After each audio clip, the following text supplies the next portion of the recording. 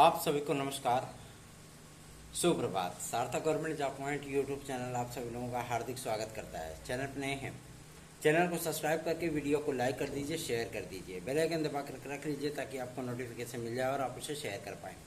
खबरों की शुरुआत कर लेंगे। उसके पहले आप सभी लोगों से एक गुजारिश और करना चाहूँगा कि सितंबर, अक्टूबर और नवंबर, ये तीन आप सभी प्रतियोगी भाई बहनों के लिए ये 3 महीने बेहद महत्वपूर्ण होने वाले हैं। इसलिए आप सभी लोग अपनी तैयारियों पर विशेष फोकस करिए और पढ़ाई पे अपने कंसंट्रेशन लाइए। चलिए खबरों की शुरुआत कर लेते हैं। पहली अपडेट है आप सभी लोगों की कोर्ट की, जो कि विद्यार्थी काफ़ी दिन से इंतजार कर रहे थे। टीजीटी पीजीटी 2016-2021 के विद्यार्थियों के लिए कल जो है डेट भी लगी थी और कल माध्यमिक शिक्षा विभाग की तरफ से जो जानकारी कोर्ट में उपलब्ध कराई गई है उसके बारे में मैं आप सभी लोगों से जो है डिस्कस करना चाहूँगा। और ये बहुत ही महत्वपूर्ण लम्हा भी है क्योंकि बहुत से विद्यार्थी काफ़ी समय से इंतज़ार कर रहे थे कि कुछ बेहतरीन सा निकले, कुछ बेहतरीन सा हो, है ना। तो आप सभी लोगों को मैं बताना चाहता हूँ कि जितने भी विद्यार्थी हमसे जुड़े हुए हैं उन विद्यार्थियों को मैं इस बात के लिए आश्वस्त करना चाहता हूँ कि आप सभी लोगों के लिए जो कहते नहीं कि मन से होता हुआ प्रयास, जाहिर सी बात है वो कभी न कभी सफल होता ही है। तो इसलिए आप लोगों को मैं बताना चाहता हूँ कि जितने भी जिलों का वेरिफिकेशन हुआ है उसमें से 69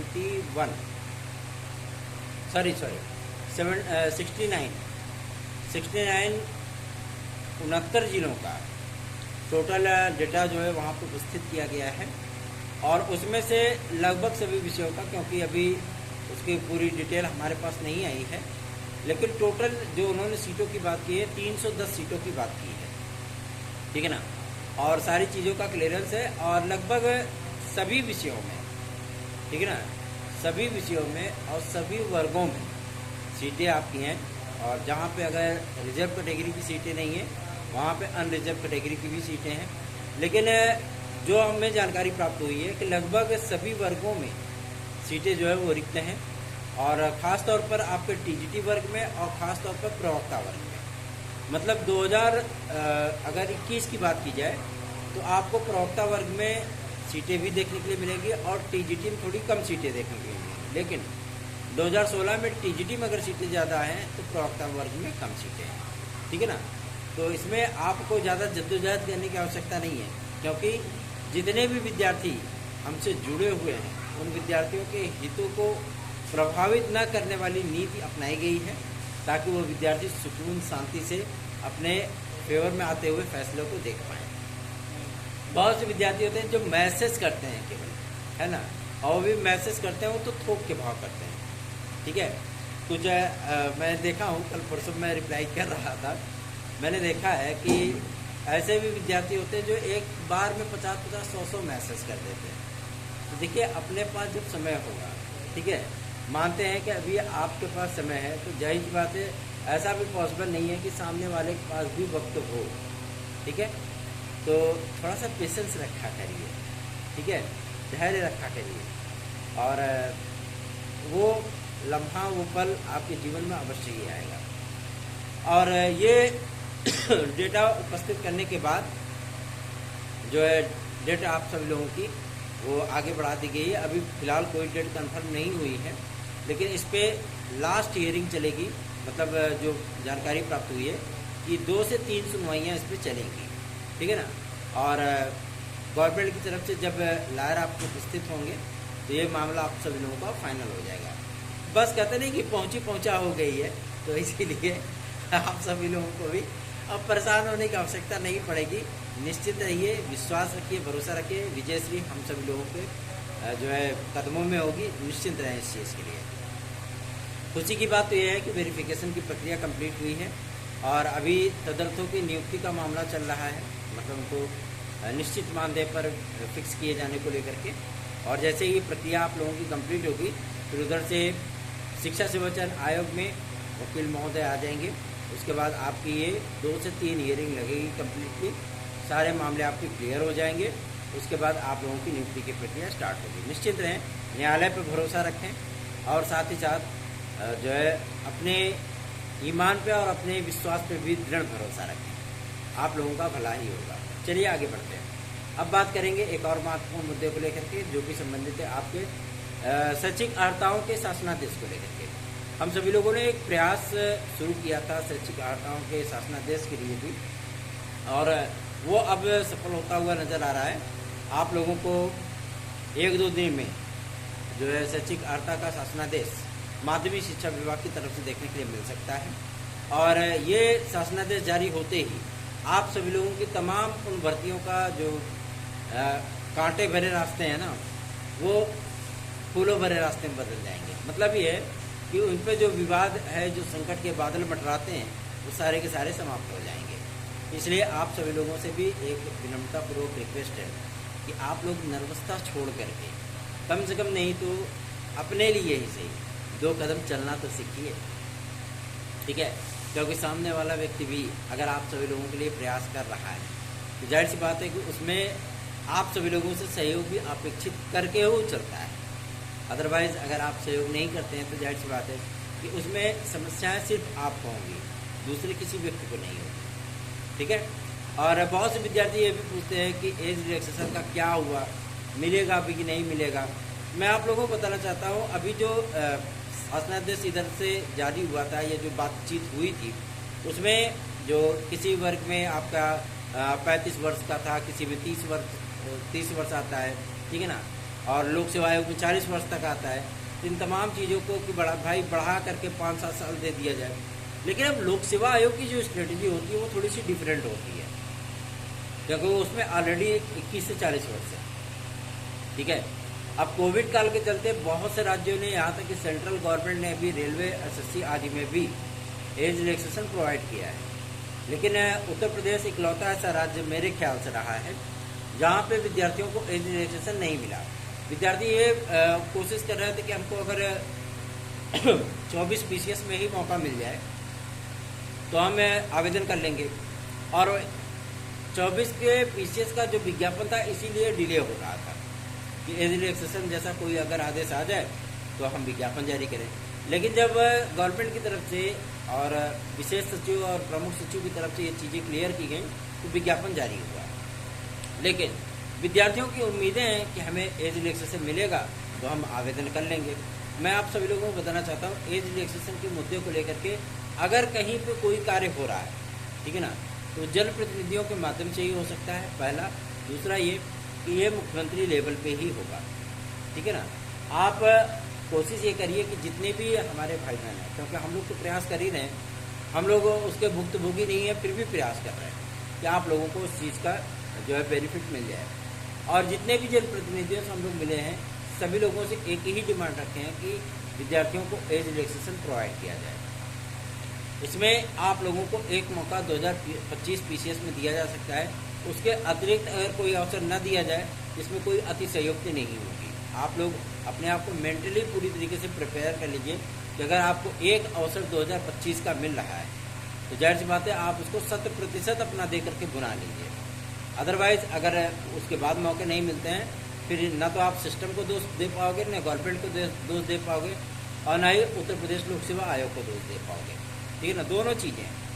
तो आप लोग इस चीज़ को अपने दिलो दिमाग में बैठा करके चलिए।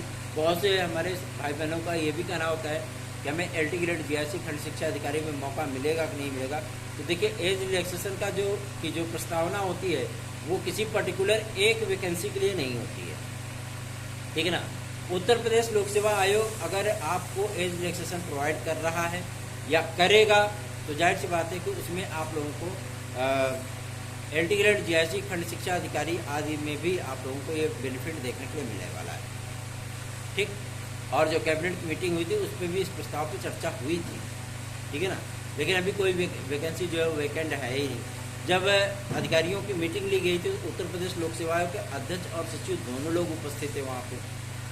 उनसे भी ये चीज़ें स्पष्ट की गई थी कि विद्यार्थियों को एज रिलैक्सेशन अगर हमें देना है तो किस तरीके से आपका स्ट्रेटजी रहेगा, किस तरीके से आप क्राइटेरिया बनाओगे। जाहिर सी बात है कि OBC, जनरल, SC, ST और दिव्यांगजन भाई बहन, साथ ही साथ स्वतंत्रता संग्राम सेनानी, है ना, एक्स सर्विसमैन, दुनिया भर की कैटेगरियाँ तो होती हैं। तो उन सारी चीज़ों को किस तरीके से हम जो है फॉलोअप करेंगे, है ना। क्या क्राइटेरिया आपके अंदर आता है, क्या क्राइटेरिया आपके अंदर नहीं आता है, EWS को लेकर के, जनरल को लेकर के, OBC को लेकर के, SC को लेकर, मतलब उन सारी चीज़ों का प्रस्तावना बनाने के लिए बोला गया था। इस पर उत्तर प्रदेश लोक सेवा आयोग ने कहा था कि कॉमनली अगर एक मौका विद्यार्थियों को दे दिया जाए तो सारे विवाद यहीं पे समाप्त हो जाएंगे। भाई विद्यार्थियों को अवसर भी मिल गया, हमें अतिरिक्त जो है कोई जद्दोजहद करनी भी नहीं पड़ी कि पता लगा कि हमने OBC के लिए कुछ अलग क्राइटेरिया बनाया, SC के लिए अलग बनाया, PG आपके EWS के लिए अलग बनाया और जनरल के लिए अलग बनाया, है ना। अगर सबको कॉमन तरीके से एक अवसर दे दिया जाए तो सभी विद्यार्थी उसमें संतुष्ट हो जाएंगे।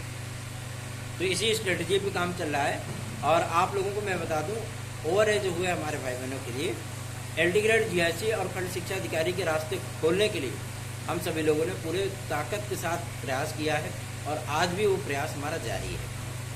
भले इस मुद्दे को हम अपने YouTube चैनल पर नहीं उठा रहे हैं, लेकिन हम उसके लिए प्रयास कर रहे हैं। तो आप सभी लोगों से भी गुजारिश करूंगा, विनम्रतापूर्वक रिक्वेस्ट करूंगा कि आप लोग अधिकाधिक संख्या में वीडियोस को शेयर भी किया करें। चलिए आगे बढ़ते हैं। अब बात करेंगे एक और महत्वपूर्ण मुद्दे को लेकर के, जो कि संबंधित है आपके LD ग्रेड GIC के विज्ञापन को लेकर के, ठीक है ना। LD ग्रेड GIC प्रवक्ता का विज्ञापन आप सभी लोगों का उत्तर प्रदेश लोक सेवा आयोग के किसी भी प्रकार के परीक्षा कैलेंडर में सम्मिलित नहीं हुआ था, लेकिन 5 से 7 तिथियाँ जो आपकी रिजर्व रही हैं, विद्यार्थियों को उम्मीदें हैं कि उन्हीं तिथियों में हमारी LD ग्रेड और GIC प्रवक्ता का जो है एग्ज़ाम हो जाएगा। ये चीज़ें पॉसिबल भी दिखती हैं, क्योंकि जब अधिकारियों से वार्ता की गई थी तो उन्होंने कहा था कि विज्ञापन जारी करने के बाद हमारी प्रायोरिटी ये रहेगी कि जो विज्ञापन हमने जारी किए हैं या जिनकी परीक्षाएं हमें करानी है, इस वर्ष ही जो हमारे पास तिथियाँ नियत हैं उन तिथियों में ही हम एग्ज़ाम करा लें। तो आप सभी लोगों को भी मैं बताना चाहता हूँ कि जितनी भी परिस्थितियाँ आप सभी लोगों के लिए जो है विपरीत बनती हैं, उसको आपके अनुकूल बनाने के लिए हम सभी लोग पूरे प्राणपण से जुड़ते हैं। इसलिए आप सभी लोग भी थोड़ा सा सहयोगात्मक रवैया अपनाइए। रही बात BEd इन PRT को लेकर के, तो ये मुहिम स्टार्ट हो चुकी है। विद्यार्थी भले ही कंप्रोमाइज़ करने के लिए तैयार नहीं है, विद्यार्थी भले ही जो है सपोर्ट करने के लिए तैयार नहीं है, लेकिन कहते नहीं है कि ईमानदारी से किया गया प्रयास कभी निष्फल नहीं होता है। हम लोगों ने अपने ग्रुप मेंबर्स को एक्टिवेट किया है, चाहे वो पश्चिम बंगाल के हो, मध्य प्रदेश के हो या छत्तीसगढ़ के हो, झारखंड के हो, जहाँ जहाँ विद्यार्थियों का ग्रुप हम लोगों का है, उन सभी लोगों से रिक्वेस्ट किया है कि आप अपने यहाँ भी थोड़ा सा प्रयास करना शुरू करिए। एक मुहिम उठनी चाहिए, क्योंकि विद्यार्थी दिल्ली में भी गए थे प्रदर्शन करने के लिए और सारी चीज़ें आप लोगों के एक्टिवेट होने हैं, लेकिन विद्यार्थियों की संख्या जब कम होती है ना, तो जाहिर सी बात है कि हम सभी लोगों के आंदोलनों को भी थोड़ा सा झटका लगता है। क्यों? क्योंकि विद्यार्थी पूरी तरीके से अपने आप को सेटिस्फाई कर चुके हैं कि अब कुछ नहीं होना है, ठीक है ना। और यही आप सभी लोगों की सोच, जाहिर सी बात है, आप सभी लोगों के लिए नासूर बनती जा रही है कि आप सभी लोगों को हम लोग एकजुट करने की कोशिश करते हैं और आप सभी लोग हैं कि आराम से घोड़े बेच करके सो रहे हैं, तो दिक्कतें तो होंगी ही, है ना। तो चलिए आगे बढ़ते हैं। अब बात करेंगे एक और महत्वपूर्ण मुद्दे को लेकर के, जो कि संबंधित है वीडियो एग्ज़ाम परीक्षा परिणाम को लेकर के। विद्यार्थियों का जो एक कहते नहीं कि इंतज़ार है, बहुत शीघ्र इस इंतज़ार को समाप्त कराने की कोशिश है। और आप सभी लोगों से ये रिक्वेस्ट है हमारी कि जो UPSSC के विद्यार्थी हैं, ठीक है, उनको भी वीडियो शेयर किया करिए। अगर उनकी कोई समस्याएं हैं तो समस्याएं हम तक पहुँचें, ताकि हम उन समस्याओं को अधिकारियों तक पहुँचा सकें और विद्यार्थियों की मांग उनको बता सकें कि ये विद्यार्थियों की मांग है, ठीक है। तो आप लोगों से विनम्रतापूर्वक रिक्वेस्ट है, खासतौर पर हमारी UP कांस्टेबल की तैयारी करने वाले भाई बहनों से, आप लोगों को एग्ज़ाम डेट जो देखने के लिए मिलेगा, क्योंकि अभी कल सेक्टरों का निर्धारण ही हुआ है, लिस्ट फाइनल हुई है। तो अब आप सभी लोगों को परीक्षा तिथियाँ यथाशीघ्र पुलिस प्रोन्नति बोर्ड के माध्यम से देखने के लिए मिलने वाली है। तो तैयारियाँ अपनी स्टार्ट कर दीजिए। अगर आपने तैयारियाँ शुरू नहीं की हैं तो स्टार्ट कर दीजिए, ताकि आप लोग बेहतरीन से बेहतरीन प्रयत्नों के माध्यम से अपने सपनों को साकार कर सकें। 97 ये मेरा व्हाट्सएप नंबर है। अगर आप इस पर जुड़ करके हमसे हमारे नोट्स आज प्राप्त करना चाहते हैं तो बेझिझक आप अपने एड्रेस को हमारे व्हाट्सएप नंबर पर सेंड करिए। साथ ही साथ जो सब्जेक्ट का नोट चाहिए, जिस मैटर का नोट चाहिए, आप उस मैटर को लिखिए, आप तक नोट्स प्रोवाइड किया जाएगा और वो नोट ऑथेंटिक है, प्रामाणिक है और आप सभी लोगों के जो है स्टडी करने के लिए, प्रिपरेशन करने के लिए परफेक्ट है। चलिए आगे बढ़ते हैं। एक प्रमुख मुद्दा इस समय जोरों शोरों पर है, जिसमें टीजीटी पीजीटी 2022 को लेकर के विद्यार्थी कुछ ज़्यादा ही आशंकित हो गए हैं। मैं आप सभी लोगों को बताना चाहता हूँ, टीजीटी पीजीटी 2022 के लिए आप सभी लोगों को ज़्यादा परेशान होने की आवश्यकता नहीं है, क्योंकि तदर्थों का मामला सॉल्व होने के बाद इनकी नियुक्ति प्रक्रिया कंप्लीट हो जाने दीजिए। उसके बाद टीजीटी पीजीटी 2016-2021 कंप्लीट होगी। फिर आप सभी लोगों को, ऐसा नहीं है कि इन प्रक्रियाओं में आपका 2-4-5 महीने लगने वाले हैं। इन प्रक्रियाओं में महज आप सभी लोगों को 15 दिन का समय लगने वाला है। तब तक सारे मैटर आपके फाइनल होंगे, ठीक है ना। और इसी जुलाई के महीने में ही आप लोगों को अध्यक्ष और परीक्षा नियंत्रक, साथ ही साथ सचिव वगैरह भी देखने के लिए मिल जाएंगे, क्योंकि हम सभी लोगों ने भी प्रयास शुरू किया था, जब तक इनकी नियुक्तियाँ नहीं होती हैं तब तक आप सभी लोगों को जो पद बढ़ाए गए हैं आपके टीजीटी पीजीटी में, उन पदों का वेरिफिकेशन आप लोगों को देखने के लिए नहीं मिलेगा। साथ ही साथ उन पदों का शॉर्ट नोटिफिकेशन भी देखने के लिए नहीं मिलेगा। और एग्ज़ाम शेड्यूल के लिए परीक्षा नियंत्रक का होना बहुत ज़रूरी है। जब तक परीक्षा नियंत्रक नहीं होंगे एग्ज़ाम शेड्यूल भी नहीं घोषित हो सकता, ठीक है ना। और इन्होंने अपना परीक्षा कैलेंडर मेंटेन किया है सितंबर से लेकर के दिसंबर के बीच का, ठीक है ना। और 3 परीक्षाएं इन्होंने संभावित दिखाई हैं अपनी, कि इस वर्ष ये 3 परीक्षाएं आपकी कराएंगे। अब वो 3 परीक्षाएं क्या हैं आपकी? असिस्टेंट प्रोफेसर है, टीजीटी पीजीटी है, और उत्तर प्रदेश शिक्षक पात्रता परीक्षा है, ठीक। इन परीक्षाओं को लेकर के स्ट्रेटेजी इन्होंने बनाई है और इन परीक्षाओं को लेकर के ये आगे बढ़ना चाहते हैं। तो आप सभी लोग थोड़ा सा इंतजार करिए, हम लोग प्रयास कर रहे हैं, आप सभी लोग भी सहयोग करिए ताकि कार्य को सुगमतापूर्वक किया जा सके और आप सभी लोगों के उम्मीदों पर हम सभी लोग खरे उतर सकें। धन्यवाद। आप सभी का दिन शुभ हो।